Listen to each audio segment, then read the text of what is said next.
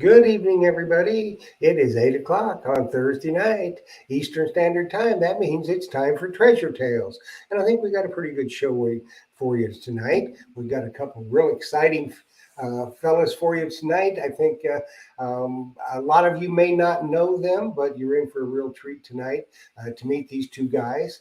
Um, you may have talked to them in the chat on Treasure Talk and Treasure Tales from time to time, but you'll get to meet them tonight and find out a little bit more about them. So I've been dirt digging this week, me and the Mumbles man. And see who's texting me. Oh, okay. So anyway, we've been out dirt digging this week and having a good time. It's been a little chilly here in Florida today. The high here was 56, I think. So it's kind of cold for us. I mean, some of you may think that's springtime, but we think it's wintertime, cold wintertime. Hadn't dug a whole bunch of stuff. I found an old pocket knife today. One with a wood handle on it, and the Mumbles man has up two silvers this week. He found two silver dimes. So anyway, why don't we just get into it tonight, and let's bring on my co-hostess with the mostest, the Diggin' Canuck from the land of the Midnight Nights, Japan. This is I don't know, the land of something in Canada. Let's ask her what it is. Cold. I don't call this the igloo for nothing. Well, that's right. See how many layers I have on? I am freezing. Well, you're down on the lower level, though, aren't you? I am. It's the igloo. Well, do not use the space heater. Oh no, I actually it's gone. I got rid of it. I got rid Of course, and you got rid of the doll head, so we should be okay there. Yeah, it may or may not pop up. I don't know. We'll see. Well, you never know. Bride of Chucky is, you That's know, right. That's it's right. there whenever and wherever. So I guess you got a good permission to go to tomorrow, huh? Yeah, my friend John has a new permission. It's a horse farm, and I am going to. I'm not too happy about the weather. It's going to be the equivalent. The Americano equivalent is 14 degrees Fahrenheit in the What's morning. supposed to get up to? That's cold. That is cold, and you know what?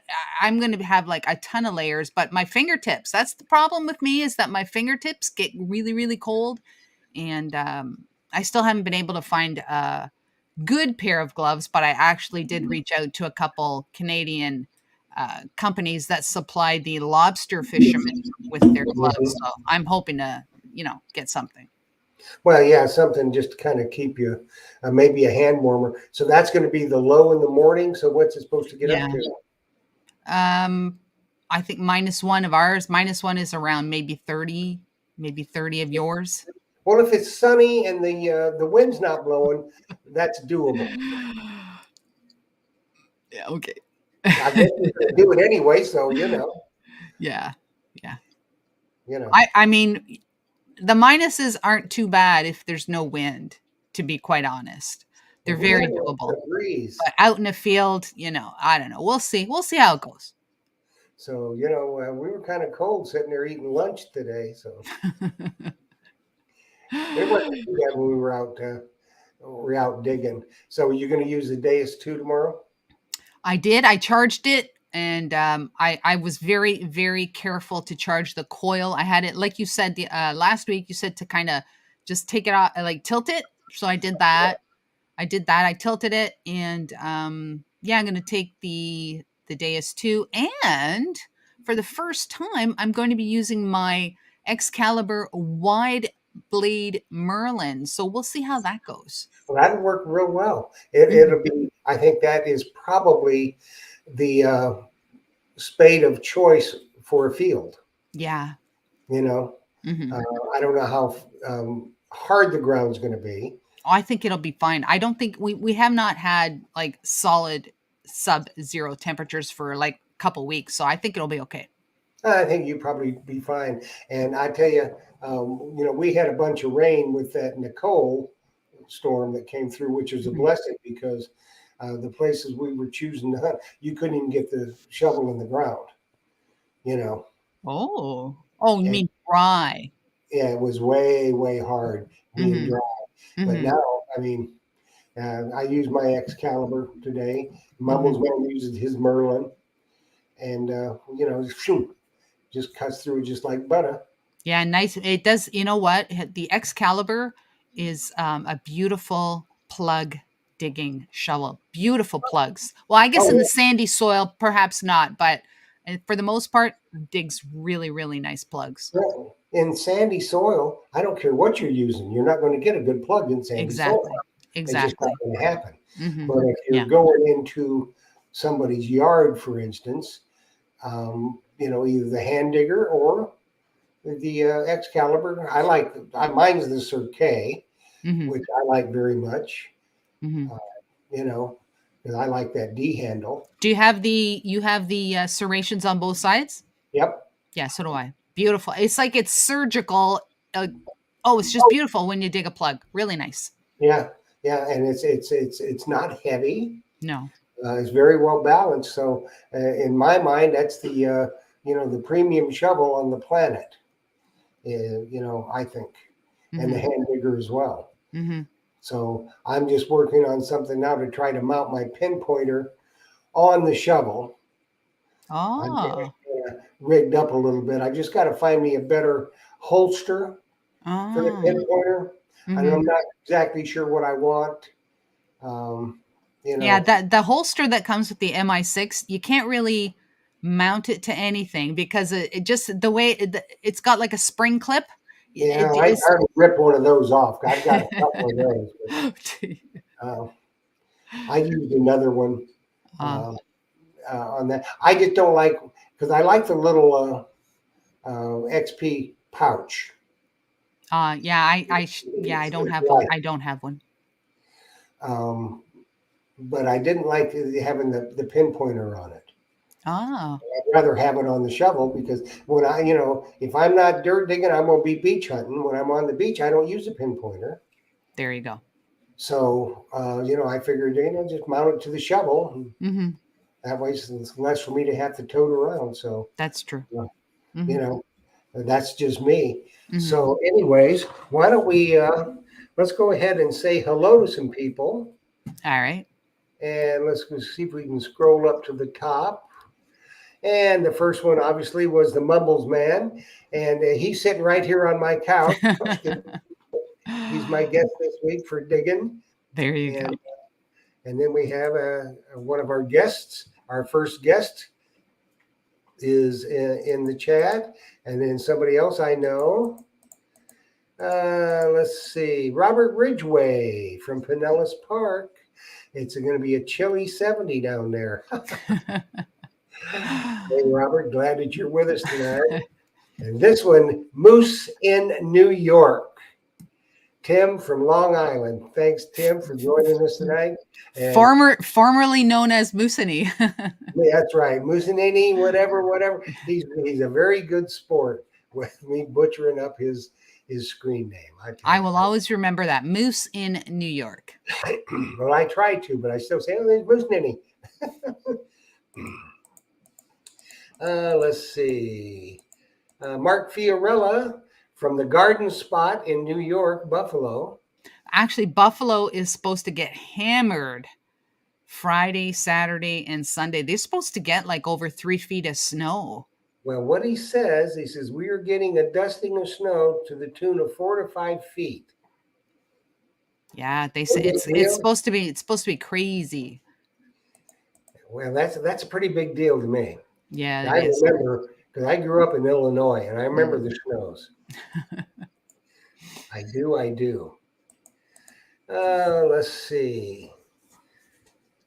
As Robert Ridgway said, hi Liz. You may be used to cold weather up in Canada. As for me down here, anything less than 70 sucks. Yeah, I'll take 70. I knew you would. I don't know why I knew that, but I just Looter 8, glad that you're here tonight. That's a talented duo, isn't it? Yeah, I was actually supposed to go bottle digging with them on Saturday, but I have just been crazy swamped with dealing with my mom that I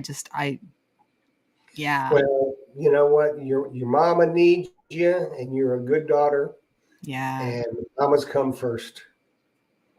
You know, Yeah. bottles will be there. Uh, Mamas come first. Yeah. Yeah. So you tell your mama that everybody down here in chilly Florida is praying for Thank you. Let's see who else. Detecting Youngstown 330. Hello, glad that you were with us tonight. And let's see, Practical Ken. Hey, Ken, how are you? Glad that you joined us tonight. Oh, let's see. I think my brother from another mother, the guru, is in Mm-hmm. the house. Yes, he is. Jocelyn has the heat on 73 in the house, and she's cold. Well, Phil, warm her up. Get her some wine. See? Put a blanket on her. Get her some wine. Put a blanket on her. Get an electric blanket. Crank it up, dude. Let's see. Drum Detect. Hey, Joel. Drum, glad that you're here. Mm-hmm. Adele is here. Ah, yes, Adele, the beautiful Adele. I'm expecting something from her soon. Mm-hmm. I did a little commission with her. Mm-hmm. Lenny Levesque is here. Yeah, I tried. I was going to leave that one to you anyway. I figured you were. That's why I said it. Mark Watrous. Hey, Mark, how are you? Glad that you're with us tonight. 717, a detector. Orlando. And let's see who else. Hey, Joel says he uses his Garrett holder for his MI6. That would probably work. I think the one that I used an odd one that I had, and I'm not sure what it was. It might have been an old Mind Lab one. Oh, okay. Mm-hmm. Is a little longer and a little more flexible. Mm-hmm. Like the one that from XP is just you can't use it. Yeah, If you're and you going know to what? I don't think it's very secure at all when you hook it onto your belt, because it like there's a it turns, yeah. and I don't I honestly I have no I can't use it. I can't use it. Do you have a daniard for it? I do have a dander. I'm like Joel. I use my Garrett one for my MI6 with my danyard. I don't like the XP one. I don't. You don't like the MI6? No, I love the MI6. I don't like the holder for it. Oh yeah, well I don't blame you there. I don't like it. I'm not a real It's big a little fan of. sketchy. Yeah, I don't care that much for it. Yeah. And we got Head Hacker Coin Slayer in the house. Oh, So I I'm didn't going to see it. figure out something for that. And I'll send you some pictures. All right. Grammar Time is in the house. Let's see. We call him Cadbury because he was with England with the Mumbles Man and myself. Oh, He ate every night. He ate Cadbury chocolate. So we call him the that's not a Cadbury. bad thing. Well, That's not a no, bad thing. no. And he definitely had a stash. Southern Relics. Nice of you to join us tonight. Did you say make it work? No, did I miss one? Make it work is here. I didn't even see it. Huh. Well, that's not unusual for me to miss something. What about you take the next one there, Liz? I think she froze. Jimmy? Jimmy? Who? No. Jimmy Barube Levesque. I'm not seeing that. And it's just so everybody knows that there's sometimes we do miss people coming in and out of the chat, and it's not intentional. I don't see Mr. Barube on mine. Well, he was there. I So I figured I better try to do it. And hey, I guess I didn't mess it up too bad. no. I hope. I think it was Berube. It had that little thing on it. I think it was. Let's see. Las Vegas Urban Treasure Hunter. Good evening to you, and thanks for joining us tonight. And let's see. Paul There's B. Make It Work. I see it now.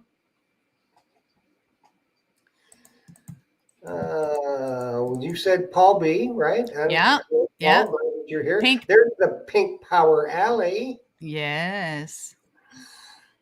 Excuse me. And well, it's jumping all over the place, isn't it? It is. Oh, now I see Jimmy. Jimmy Berube Levesque in the house. Says, I am here. Right on. Allie says she uses the TRX holder for MI6. I'm not familiar with that holder. That's from White's, I think.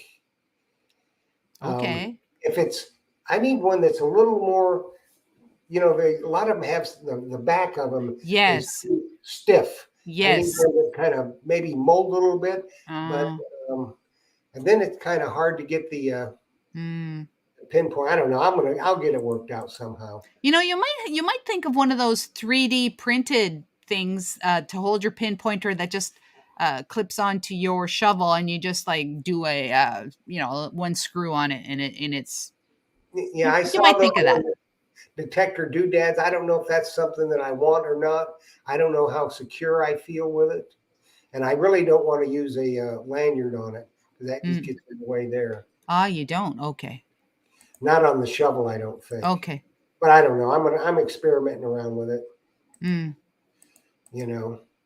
We'll see. Southern Relics. I think we mentioned them before. The Digologist as well. Let's see. You must be ahead of me because I don't see it. No, I still don't see them, but it's very, very. There they are. You're ahead of me. You're too fast for me, kid. I mean, I'm old and slow. Okay. And then Drum Detect says there's good old duct tape. Trust me, I had the duct taped out this morning. Applying it liberally. Trust me, it's got duct tape all over it. Works. It works. Your Cirquet's gonna get all sticky. Oh, I can get that off. I got some stuff to get all that off. I'm not worried about that. My Cirque is a workhorse, I'll tell you. So why don't we, before we bring on our first guest, why don't we get a word from our sponsor going here? All right. So let me see here. And seems how we're on the subject, let's run this one. Hey friends, Phil Myers here from Myers Metal Detectors. And today I'm going to show you a really cool Christmas gift for your favorite metal detectorist. And if that's you, that's fine too. You could be your own favorite metal detectorist. That's the Excalibur shovel, and this is a Merlin version, which means you can take this apart. Let's say you're going on a hunting trip, you need to travel with it. There's 2 push pins, pops out. It's very durable. I don't think you'll find a finer shovel for metal detecting ever. And then this is the second head that you could put on the same shovel. So if you needed something that was smaller, working in somebody's yard, you don't want to go with your great big shovel. That is an awesome tool for metal detecting. Also, check out the Excalibur digger. It's none finer here. And then I had a good friend of mine who's an excellent leather worker, make some sheaths for him. This package is available on my website, myersdepot.com, or on eBay. I have it, Metal Detector Guru on eBay. So check them out, come in the shop, or purchase it online. Phil Myers for Myers Metal Detectors, 813-237-1939. Happy hunting and dig deeper. There we are. And if you have a favorite color, favorite sports team, or something like that, you can get the Merlin and the Digger matching colors. How nice is that? Right. That's right. And if you have a YouTube channel, you just let them know And or if you're ordering, let's say you want to order it through Phil, which is a good thing to do. You let Phil know, and he can special order it, and it's not going to take but maybe a day or so longer, and have your name engraved on the shovel, which is always good because they are coveted. Trust me. And if you're out at a big hunt sometime, and you better keep your eye on it because people will light finger that shovel once they see it. Yeah, if your name is on there, no can do. That's right. They might light finger it, but you can hide it back. Exactly. So it's always a good idea. So, anyways, shall we bring on our first guest of the evening? All right. Would you like to do the honors, or would you like me to? I'll defer to you. Okay. This young man is an outstanding detectorist, just a wonderful all-around fella. We're going to find out what a Brit is doing living in the frozen north in Canada. So let's bring on our good friend, Mr. Andrew Taylor. Hello. Hello, good evening. Andrew, how? Hey, Andrew. Hi, Liz. So how's it tonight? I've got the computer monitor on, and I've got you on my phone. It's very confusing. I might have to close. I might have to close this screen on the computer because it's lagging. I'm going to do that. It'll probably improve the video as well. Okay, there we go. Good evening. All right. Okay. Andrew, how about you tell, for those that aren't familiar with Andrew, tell us a little about yourself. Okay, so I'm British, obviously, from the accent. I moved to Canada in 2005. I have the honour of being, or the dishonour, of being twice a widower. I was widowed in 1994 and I was widowed in 2014. I sold up my 14th century inn and watermill in Cornwall, and I moved to Canada in 2005 and basically just moved into the house with my late wife and also my sister-in-law because they bought the house together with their brother, and then the brother moved out, and I just moved in with the two of them. So that's the reason I'm here. Metal detecting wise, in the early 90s, for a Christmas present for one of my stepchildren, I bought them a Radio Shack metal detector with the idea of me using it as well. It was a very simple one, had just 3 dials, on and volume, discrimination and sensitivity. Found a few bits on it on local beaches, and there was a little drover's lane up at the back of the inn. Found a few bits and pieces, including a great big metal bucket, or a pail as it's called out here. And then my modern metal detecting story started when I retired in 2017. I decided that after working in the airport and walking at least 5 kilometers a day, I needed something to keep me fit and moving. And while I was at work, I was offered one of Aquachigger's videos and was absolutely enthralled by his method of presentation and also the things that he found. And in fact, when it was quiet at work, I was watching 3 of his videos pretty well every single night. So I can actually say that Aquachigger, Bo we met, actually taught me to metal detect. So after I retired, I asked a friend of mine who did metal detecting, and in fact was an engineer that did catering equipment for the airport where I was at. I asked him for recommendations, and he said, don't buy something that's very expensive, because in Canada, for about 6 months of its life, it sits in the corner in the garage. So I did some research online, and I decided I was going to buy a Garrett 400i. And as luck would have it, my local metal detecting shop, which is called Radio World, they did a meet and greet with Aquachigger, Bo we met. So I actually got to meet him, and as I pulled into the car park, I actually parked next to the Chig rig, with the Ford F350. So that sort of made the day. And then I went in, and Elizabeth, the relic recovery, she was in there as well. Jocelyn, and I got him to sign my box that the metal detector came in, and then 2 days later there was a seeded hunt at Woodbine Beach in Toronto, and I decided that rather than metal detect, I would actually volunteer. So I was burying coins and various things in the sand. It also got me another opportunity to talk with Bo, and Nugget Noggin was there as well. And then what I did, that was on the Saturday, and then on the Tuesday, I was thinking to myself, I wonder if there's any of these coins and bits and pieces that were buried in the sand. I wonder if there's any left. So I jumped in the car, drove to Woodbine Beach, parked up. I found prize coins that nobody had found, which I was informed afterwards I couldn't claim on. But I found some interesting pieces, a lot of trash. It taught me a lot, of course.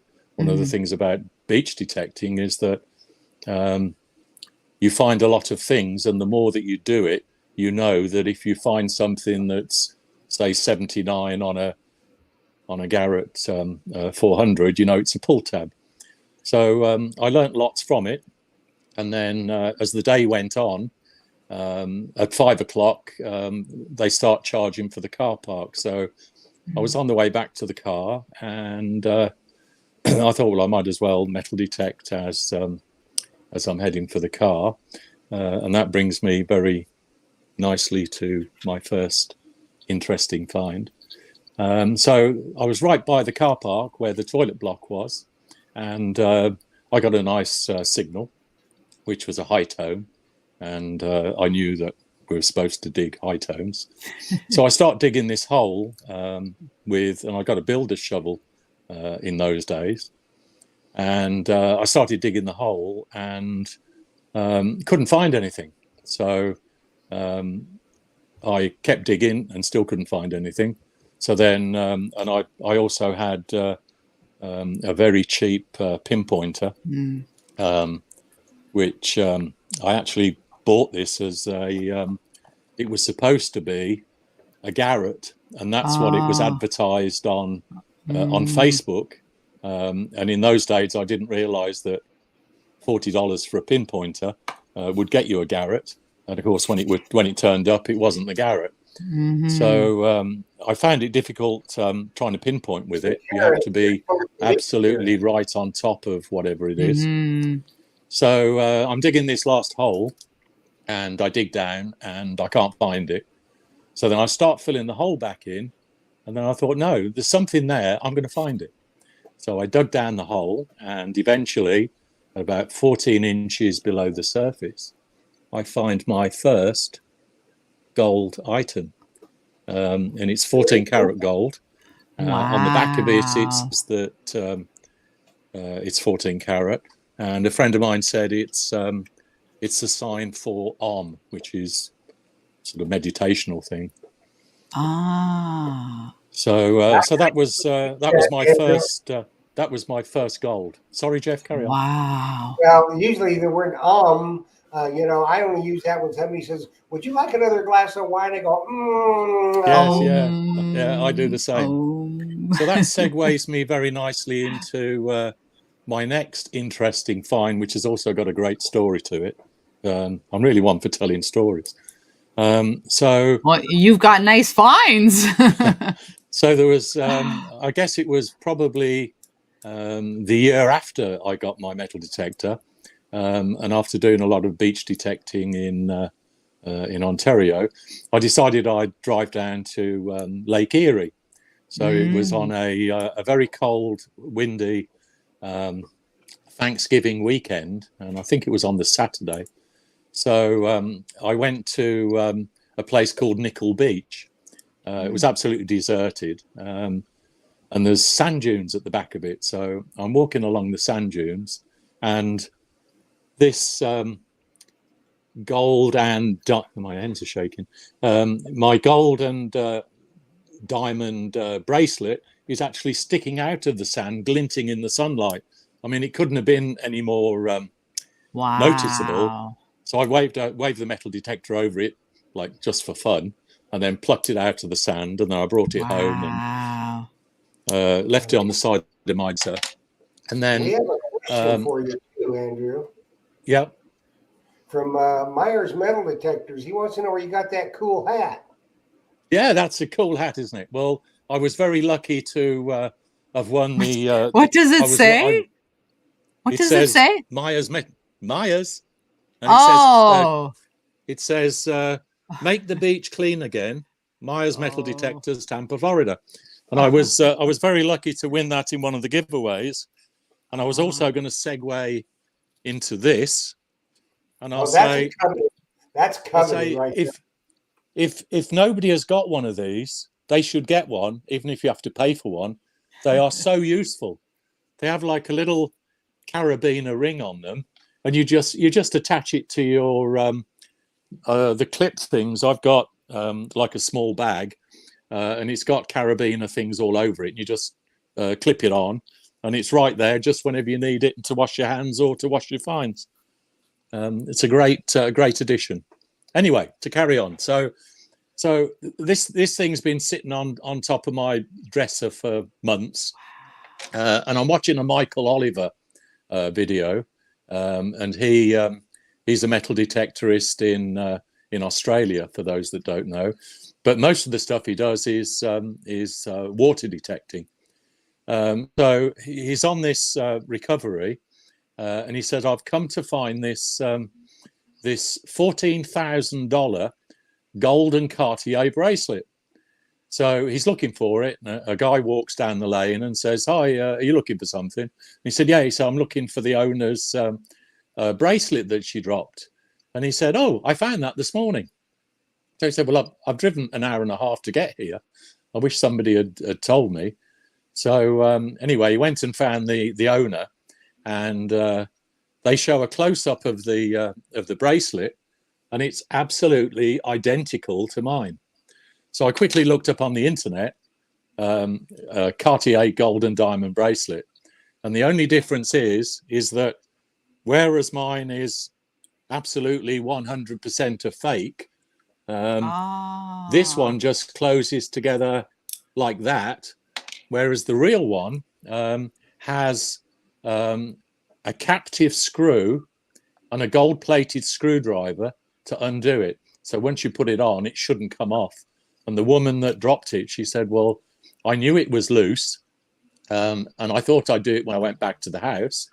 And she said I was riding my horse down the lane, and when I got to the stable, the bracelet wasn't there. So anyway, it was found. But that's a good story for that. Wow, so it's a fake. You dug a fake. It's a fake, absolutely 100%. That's pretty cool, actually.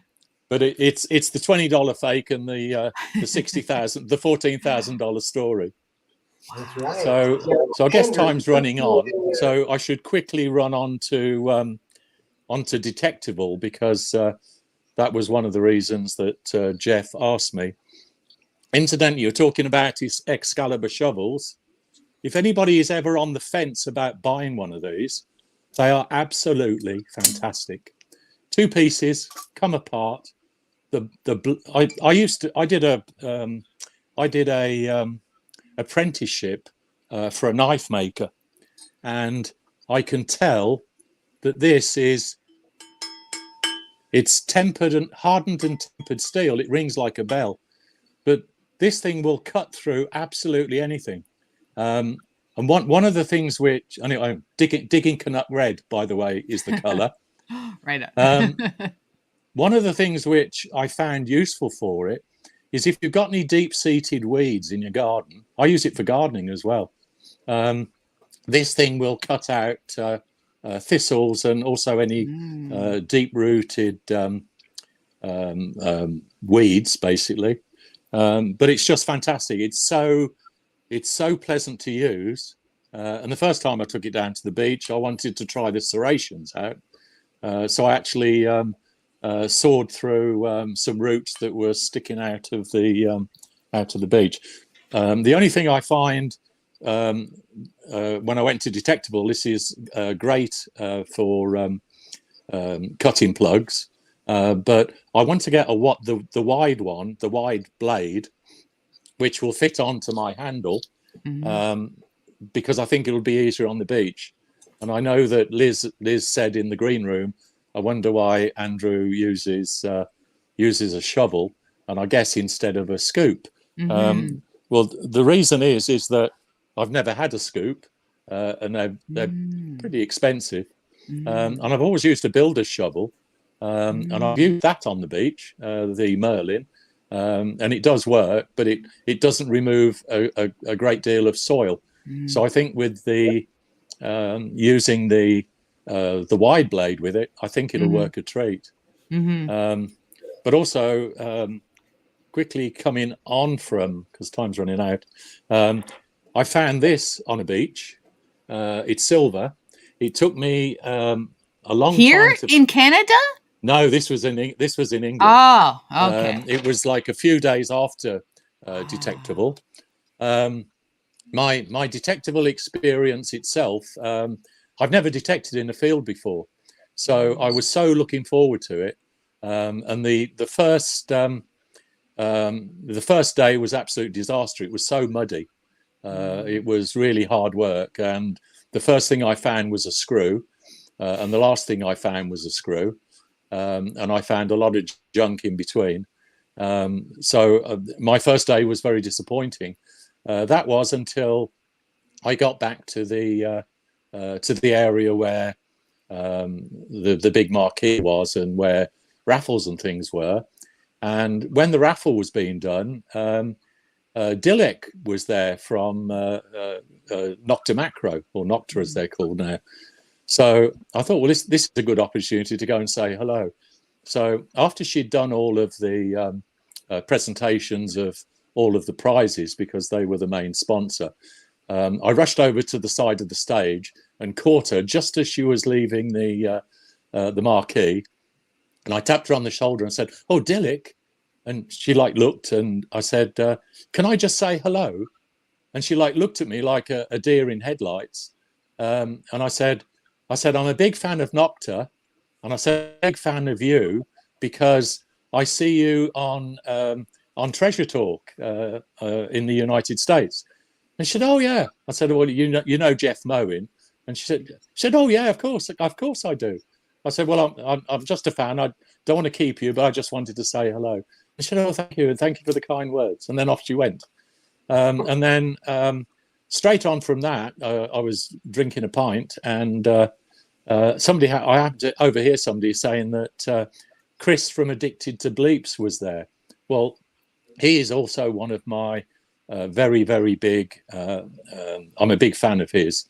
Love his presentation, and he finds some great stuff. And he does other types of things. He does exploring as well. So I went and saw him, and I said, "Oh, Chris, I just wanted to say hello." I said, "You probably haven't got a clue who I am, but I identify a lot of the things which you find." And he said, "Oh, what's your name?" So I said, "Well, my YouTube name is Andrew T." And he said, "I know you. You're the guy that is nearly always in my comments, and you're the guy that identifies all my stuff." I said, "Yeah, that's me." So I spoke with him for probably over an hour. And then another guy, Cy Fines, he also turns up. So I got to see him as well. He's a famous mudlarker. So anyway, so day 2 of Detectable was a lot better. The ground was better. I found a nice field that was a little bit sandy and a little bit stony. I didn't find anything that was really of note, but I found a lot of things which I've never found before. So I found this, which looks like an old door stud off a very old door. And after I found that, I was told that there was a medieval building by it. So then I also found a rose head nail, which I've never found before, and I'm sure that people aren't particularly interested in rose head nails. I also found a seed bag seal, which is marked J.K. King, Seed Merchant, Haverhill, which was close to where I was. I found a pipe stem, and I've never found one of those before. I found a very old tack debuttle. Never found one of those before. I found this, which at first I thought I'd found a spearhead because it was exactly the right shape, but it's only got an edge just there. So it's probably a chip, but I kept that. And then whenever I go detecting, I always find nice stones and I bring them home and I put them in a corner of the garden. And then my best find of all, which also there's a little story to it, is an 1888 Queen Victoria penny. Beautiful patina on it. When it came up, every single thing on it was readable. And I'm back at the hotel and I've got it in the sink with a toothbrush. And Aquachigga, Bo we met, is in my ear saying, you shouldn't wash coins, leave them in the condition that they come out of the ground because it shows the definition better. And goodness gracious me, he's absolutely correct. The only way you can see the detail on it now is to use a magnifying glass. But when I pulled it up and rubbed it, you could see all of the writing and the picture of Queen Victoria, which is called the young bunhead Queen Victoria. Lesson learned. Yeah. Lesson learned. So anyway, it's 8:43. I expect you want to throw me off and get Mr. Grammer on. And yeah, we got one question for you, Andrew T. Yeah, sure. Yeah, carry on. Our Alley treasure hunter. She wants to know if you did any mudlocking while in the UK. No, I'm not big into mud. And after the first day in Detectable, I actually had, I was going to take Wellington boots and I thought, no, the weather's going to be fine and I'm going to be fine. And I've got a pair of walking boots. But my walking boots had 2 inches of mud all the way around them. And every now and again you had to stop and kick the mud off. It was really hard work. So no mudlarking. I don't like mud. But you had fun and you had some good finds. Absolutely. Very interesting stories to treasure for the rest of the days. And we certainly enjoyed them. I think everybody did. And so, Andrew, we thank you so much for coming on with us tonight. We'll get you back soon. Find out absolute pleasure and everything that goes on. Okay. Cheers. All right. Thank you, Andrew. Thanks. All right. Thanks, Liz. All right. Bye-bye. Bye. Interesting fella. Very interesting fella. Mm-hmm. He's always been just a real fan of the show. And yes. I think it was his, well, from what he told me, it was the highlight of his Detective All trip to meet Dillick. Oh, yeah. Sounded like it. Yeah. So why don't we do this? Why don't we have another word from our sponsor, and then we will bring on our next guest. Okay. Mr. Cadbury. Hey friends, Phil Myers here from Myers Metal Detectors. And it's not too soon, is it, for Christmas? I know it's not even Thanksgiving yet, but all the manufacturers are rolling in their specials. Last week we talked about the Coil Tech specials that they throw in with their coils. And this week, I just wanted to show you one I just got today with the MindLab Equinox 800. They're going to throw in an 8-inch coil. So it's an excellent coil that's normally $179. So excellent value thrown in for Christmas. So if you have any questions on metal detectors and metal detecting equipment, just feel free to give me a call, because a lot of these specials take a little while to get onto my website. And of course, my wife is in the background whispering. You probably hear this. We include our free calendar with all the purchases, and you're just going to love the shop. So if you can come in the store, check us out, do that. If not, give me a call on the phone. And we also have books. These are Terry Shannon's books, and he's going to be on our Facebook Live feed probably next week. So give me a call, 813-237-1939. My website is MyersDepot.com. Boy, I have so many different websites, it's kind of hard to keep them all straight. And of course, on eBay, we're Metal Detector Guru. So check us out. Happy hunting and dig deeper. Jeff, I just want to say that in that commercial when Jocelyn whispered, because I have the headphones, I honestly thought that the doll head was behind me. Brian and I Chucky. quickly, I had to look back. It was going to come out. Yeah, I can understand that. Yes, that Oh would my be good. goodness. That would be good. You know, I love Phil to death, but it's not an Oh. 8-inch coil; it's a 6-inch coil. Oh my So, goodness. anyways, that was good. That was good. We had Mark Henniger join us tonight from Toledo, Ohio. So glad that you're with us tonight. Hey, Mark. We've got a great guest coming up. He's a good friend of mine. So let's just bring him on. It's grammar time right here. Mr. Cadbury. Hey, Jeffro. What's going on, dude? Hi, Liz. How are you? I'm good, Dan. How are you? I'm great. I could listen to Andrew all night. Yeah, it sounded to me, from what he told me, that the highlight of his trip to Detective Hall was meeting Dillick. Yeah, she is a treat. Yeah, she is. Everybody loves Dillick. Yeah. So why don't you introduce yourself to everybody, Danny, and tell them a little bit about you. Oh, well, originally from Maryland, D.C. area. Lived there most of my life. Came down to Florida, went to college, moved back, missed the change of seasons and everything. And then, of course, as you get older, you hate the cold weather. So wife retired from the federal government after 37 years and said, let's move to Florida. So we ended up in Southwest Florida, about 20 miles north of where that major hurricane just hit us. So I'm still working.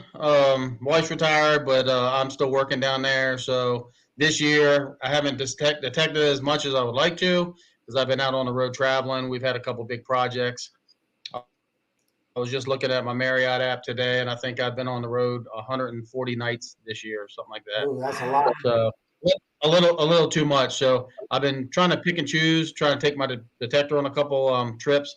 I'm actually in Columbus, Ohio right now in a hotel room, but and I actually found a couple places here to I scoped out that when I come back in a couple weeks, I'm going to bring my stuff with me. Yeah. If the ground isn't frozen, it's getting cold up here. Yeah, it's getting a little chilly. Yeah. Mm-hmm. Yeah, but yeah, I did get a chance to take 2 trips this year. A couple weeks ago, I went back to England for my second time. I went with Chicago Ron's group this time, and that was a blast. That was a great trip.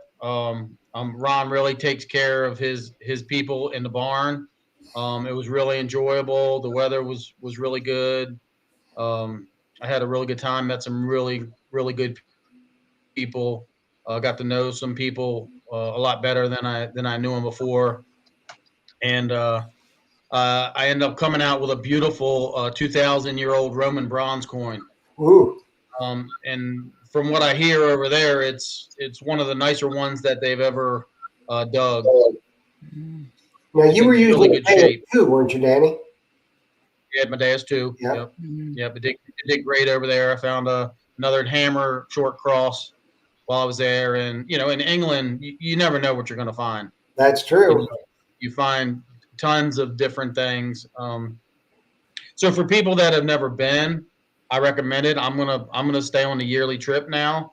If Ron has a spot for me, I'm gonna be going back in the fall again, and I'll be going back on the spring trip too. Yeah, it definitely has opening in the spring, so I think I might even go twice a year now. I'll enjoy it so much. Well, I may join you on the fall trip.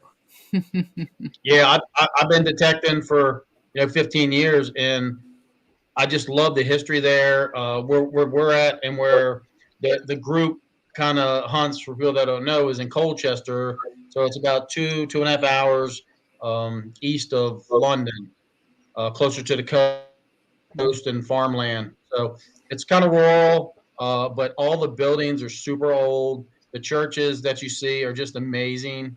And every trip, I mean, even though I've been doing this a long time, I learn something new every time. Um, I found a Jew harp, Ah. a piece that you play with your mouth. I found one of them this year. I had no idea what it was. Mm. And that was a Roman. It was a Roman one, so it was super old. Wow. We went out to dinner one night. One of the things Ron does is he goes out to dinner maybe 4 nights of the week, and they took me to a place called the Alma Inn. It's in Harwich. And they said, you probably want to get a picture at this house over here across the street from the restaurant. And I said, sure. So I go underneath, they take a picture of me and everything, and we get to talking. And I read the plaque up above, and it's the house of Captain Christopher Jones. So he was the master of the Mayflower. Wow.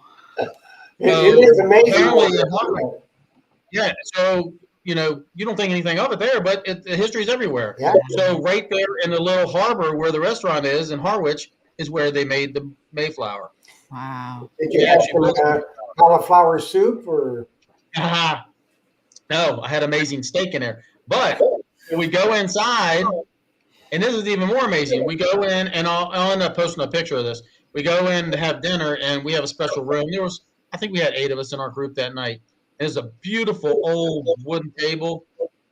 The table is made out of the wood from the Mayflower. Wow. It is, and it's gold hat to those folks over there, isn't it, Danny? Wow.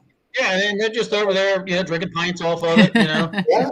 having a good time. They don't think anything of it. Now, let me ask you a question. Any of the fields that we hunted, did you hunt them again? We did. And the Mary's Hoard Corner, where Phil found that gold stater. Yeah. One of the guys on our trip found another gold stater on that field. Very good. First day. That was the first day, first morning hunt we did in the first 2 hours. Wow. That made his trip right there, wasn't it? That was the only gold coin they found until the last day. And the same guy found another gold coin on the last day, on the last half day. Wow. What detector was he using? He also had the Deus too, but you couldn't miss that signal. The signals he let me go over it with where it was, and you could have been using that Radio Shack machine. You would have picked it. I mean, you would have picked up the signal, but he was in the right place, right time, right place. Yeah. You never know. Yeah. There was footprints around. Somebody probably missed it, but and he's not a gritter. He's a I walk this way. He's a wanderer, and he's a damn good detectorist. That's Gypsy Mike, if y'all know him by the techie name. He had a great hunt, 2 gold coins in 10 days. Yeah, he had a great time. Well, it's the same thing, Danny. You remember when Phil found his gold stater, what he did, he got a signal and he kicked over the clod, and there it was on the surface. Yep. Some of these deep plows, you never know. You walk along, you find medieval buttons just laying on the surface sometimes. So, some of the hunting there depends on the plow cycle. Have they freshly plowed it? Of course, some of them great fields we didn't get to hunt when we were there, Jeff. Yeah. We didn't get to hunt them again. The Marini Onion Field that everyone talks about, that's no longer in the rotation, so we don't have they don't have rights to that anymore. So, but some of the other fields, were freshly plowed that we didn't get to hunt before, and then some of them you don't get on. So it's just it depends on when the farmers get to rotating their crops. So it's luck of the draw. And realistically, the spring and the fall hunts, it's only 4 or 5 weeks in March in the spring, and then 4 or 5 in the fall. So as you know, Jeff, some of them fields are humongous.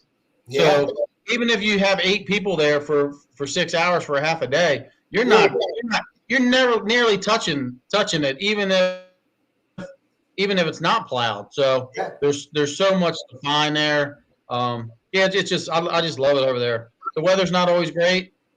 Like Andrew said, we had it in the rain a couple days, and I learned that you take a plastic scraper from Home Depot, and that Mhm. works really well on your boots and on the bottom of your coil because the mud will pile up about that thick on the bottom of your coil. Yeah. It's just sticky stuff, and no, to find it, you got to be in the field. So I gutted it out, and we had a good time.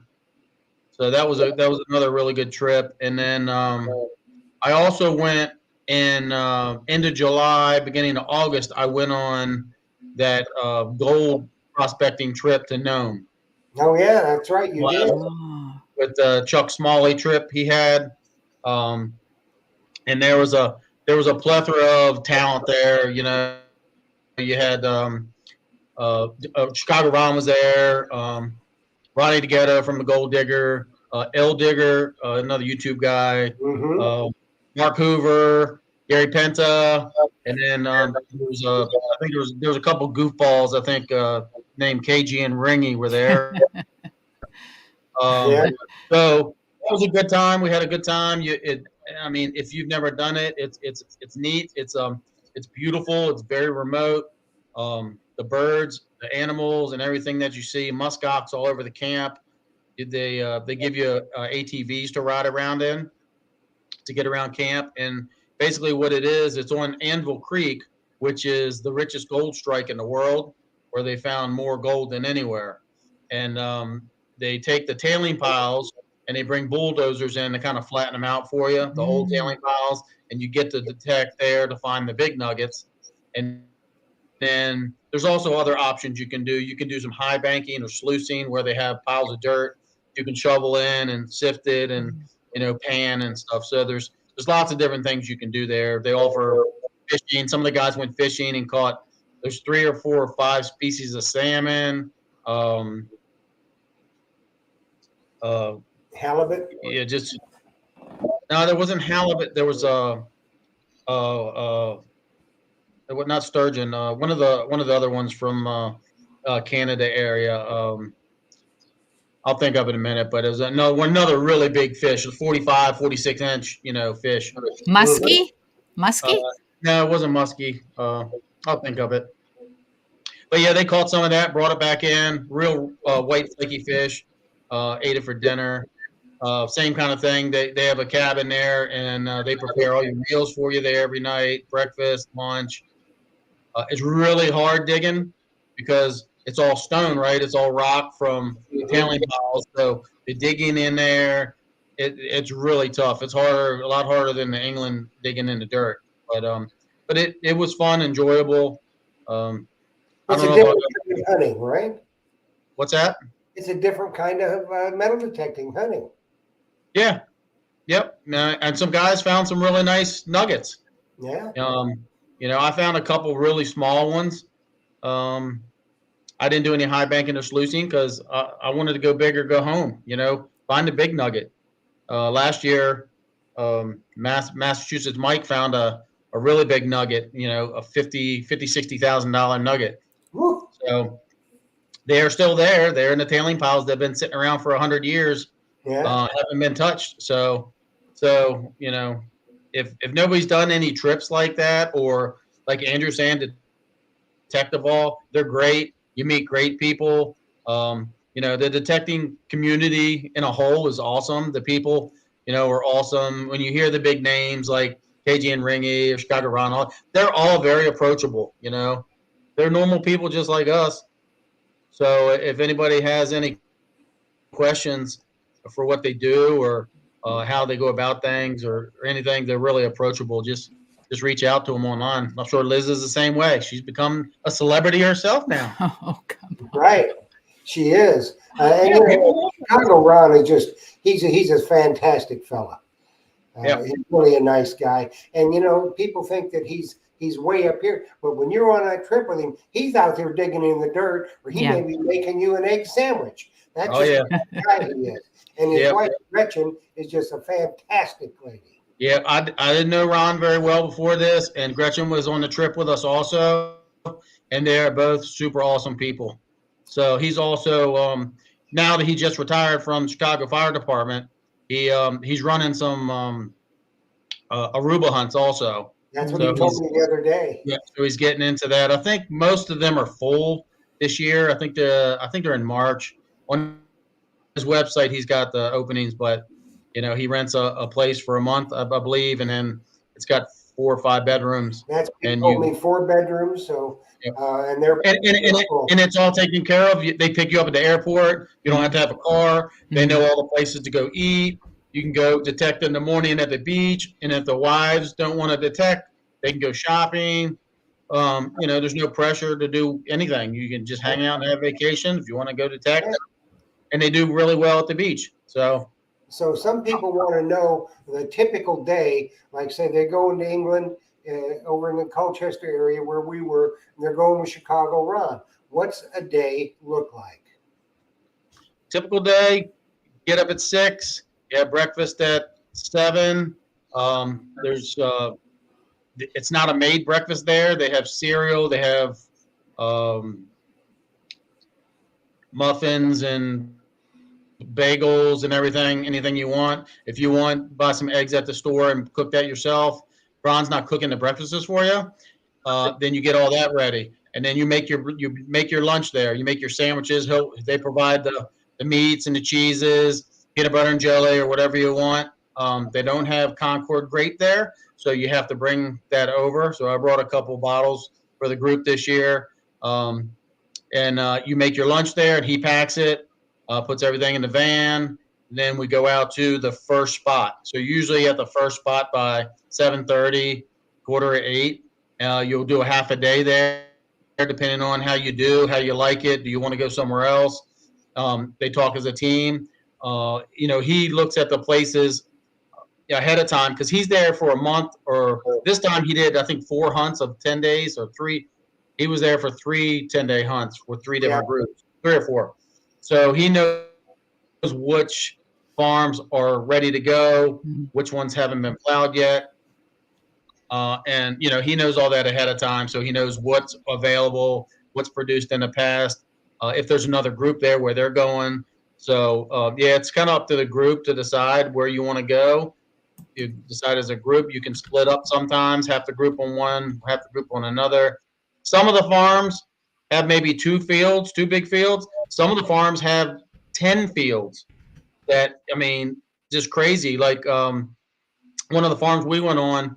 It was one of the farms we went on, Jeff, and we only went on one teeny field on the right-hand side. Well, we found out they have 2 or 3 other fields in the back, and we did this one hill, and we just meandered over and started walking, and that's where I ended up finding that Roman bronze. Well, another guy found a Roman bronze. There was a couple other Roman artifacts. There was a couple hammers found up there, and that's an area that I don't think anybody's ever found anything. It was an unknown area, so we kind of found that little area up there. So that was kind of neat. And then halfway through the day, noon or so, 11:30, you break for lunch. Everybody eats lunch together, and then either you decide to stay there or go to another field. It's good to break them up, try different places, see what you like, see what's hot, and then you go back in the evening. If we have dinner at home, he makes dinner at the cabin a couple times a week, and then we went out 3 or 4 times. You get a half hour, 45 minutes to get ready, get in a van, go out to a dinner somewhere, come back, clean your finds, put them on the table, get everything ready, and get some sleep for the next day. Yeah. Ron's thing is you like to play a little left, right, center. So you got to try to win some pounds over there. You start with 3 pounds with left, right, center, and you play that, and that was a good time. Yeah, Ron is is a great host. And so anybody that wants to know, the prices are going to vary on these trips by how long they are and who you're going with and what's all included. So if you have any questions, you can send an email to treasuretalkshow@gmail.com. We will get it forwarded to, there's 2 or 3 people that we know that do the England hunts, and you can get to talk to them because I have to tell you, they're pretty full. Yeah, and, you know, so don't be Yep. disappointed if you just can't say, "Hey, I want to go," and go. You've got to pretty much, you know, 7, 8 months in advance. You got to book them, or you Yeah, may and wait. it's been with COVID. You know, some guys hadn't been there in a couple of years. So if Ron has some guys that he's had going for 8 years in a row, and because of COVID they haven't been in a couple of years, they're going to get that slot. You know, this year when it opens up. So um, he kind of guarantees that his core guys that have been going for years and years, if they want to keep coming back. That's not saying they don't have openings all the time, and there's always somebody dropping out. So if you want to go, I'd highly recommend it. It's a great time. I love it. I'm gonna keep going. If you want to find some goodies, that's the place to go. And it's really, but you be forewarned. You're there to detect. Yeah, you go out and you have some fun with Ron, but you're there and you're out in the field all day. So you're not, you know, just going out for an hour or two. You're there to detect. Yeah, if you get tired during the day, you lay down in the field, you take a nap. Right there. You go back to the van. You go back to the van and take a nap. Yep. You know, people do it all the time. Yep. We did. So we had a great time over there. I'm kind of looking forward to going back in the fall. I'm going to talk to Ron. He's going to be on Treasure Talk, I think, in early April. I think he's coming back on the show to talk to us about it. So, and I talk to him all the time. So, I'm kind of looking forward to it, and maybe we'll be together again on the trip, Danny. Yeah, we'll get a treasure talk group together. Heck yeah, we can do that. No problems. So, If anybody's got questions too, and they don't want to, you know, feel afraid to ask some questions of the keepers of the barn keepers, they call them. Just email me, or Jeff will give you my number, and just call me up. I'll talk to you and give you some info. Yep, it's all that, you know, it's all pretty straightforward, and so don't be you know, nervous about going. And if you're a new detectorist, hey, everybody was new at one time, so don't worry about it. I learn stuff every day there. Yep, every day you learn something, and they're not the type that's going to say, "Oh, well, what the hell are you doing?" You know, you got to. If you don't know something, you ask them. They say, "This is how we do it," and they show. And they'll tell you there, if you don't know what it is, don't throw it away. That's right. One thing you do not do: don't start throwing stuff away, because with the first time we were over there, I think when me and Tim and Danny were there, we didn't. You know, they said, "Don't throw nothing away till we look at it." And there was some stuff we knew was garbage. I had a Roman bronze in my bag. I didn't know what it was. Yeah, we kept it. And then when we're going through our finds, go, "Ooh, that's nice. That's nice." Yep. You know, okay, good thing I didn't throw that away. Yeah. You know, You never know. That's right. So you take care of yourself, Danny. We'll be talking at you soon. And thanks for coming on and sharing your stories with us tonight. Yeah, let's do one of them get together soon. We certainly will. I'm working on planning one. All right. Thanks, Dan. Have a good night, Dan. Thank you, Liz. See you later. All right. He's a great fella. We had a blast when we were in England. And Pink Power Alley, he does have a YouTube channel. It's called Grammar Time. I don't think he's got anything, any content on it. He just, as you can see, he's busy. He's still working. And like he said, how many nights has he been on the road so far this year? 142, I think he said. That's gone a lot. So, you know, anybody wants any information on any of these hunts, just send me an email at treasuretalkshow@gmail.com, and we'll get it to the right people and get you the information that you need. And if you get a chance to go on one of these hunts or any of the things, you know, we got a lot of things coming up. You know, Dig Stock's going to happen again in March. I'm going to be at Dig Stock. The Mumbles Man and I are going to be at Dig Stock. And that's over in like 1,200 acres over in North Carolina. And there's going to be a lot of history there too. So, you know, don't be afraid to go to some of these hunts. You know, even if you're a new detectorist, go and learn and just have a blast, because as you heard, Andrew T, you know, he had never really done a hunt, but he went to detective all and he had a blast, you know? Yes. And you'll attest to that. You've, you know, been to these big hunts, you know? Wonderful. Wonderful thing. But normally, people are going to these big hunts to meet you, but you know, it's just the way it is. You're a star.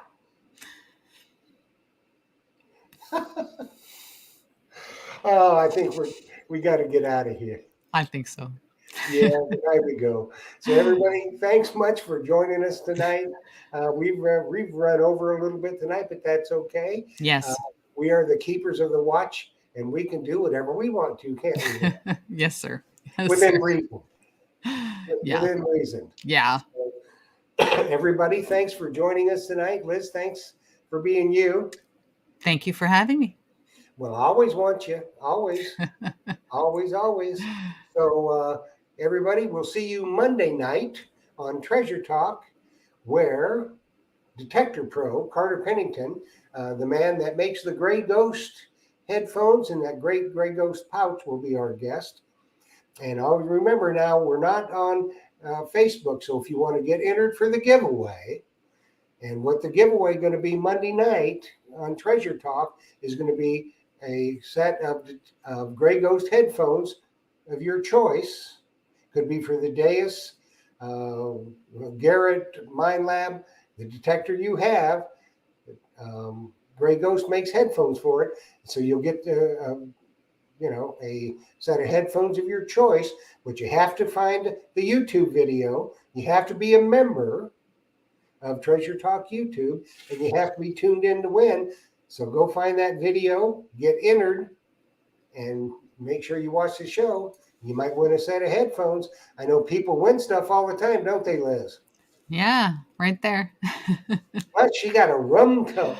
Oh. I did. Thank you to Coil Tech, and thank you to Treasure Talk. Yes, Treasure Talk. Yeah, we get confused sometimes. I do sometimes. Well, I'm confused all the time, but that's just me. So, anyways, thanks everybody for tuning in tonight. I hope you enjoyed the show, and there's more coming down the road. So, happy hunting, everybody. Dig deeper, and thanks for watching. Good night, everybody.